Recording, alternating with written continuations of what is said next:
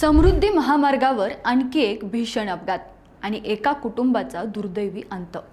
शुक्रवारी दुपारी कोपरगाव तालुक्यात धोत्रे शिवारात शिर्डीचे उद्योजक जितेंद्र शेळके आणि त्यांची पत्नी अनुराधा शेळके यांचा जागीच मृत्यू झाला, तर मुलगा सुजित शेळके गंभीर जखमी आहे। त्यांच्या कारची कंटेनरला मागून जबर धडक बसली। धडक इतकी भीषण होती की कार थेट कंटेनर खाली घुसली। स्थानिक ग्रामस्थांनी धाव घेत जखमी मुलाला बाहेर काढलं, पण कार पूर्णपणे अडकली होती। प्रत्यक्षदर्शींनी सांगितलं, अनुराधा शेळके मदतीसाठी आर्त हाक देत होत्या, पण त्यांना वाचवणं शक्य झालं नाही। सर्वात धक्कादायक म्हणजे अपघात दुपारी 12:15ला झाला, पण क्रेन तब्बल 2 वाजता घटनास्थळी पोहोचली। स्थानिकांचा आरोप, वेळेत मदत मिळाली असती तर जीव वाचू शकला असता। सध्या जखमी सुजितवर उपचार सुरू असून त्याची प्रकृती चिंताजनक आहे।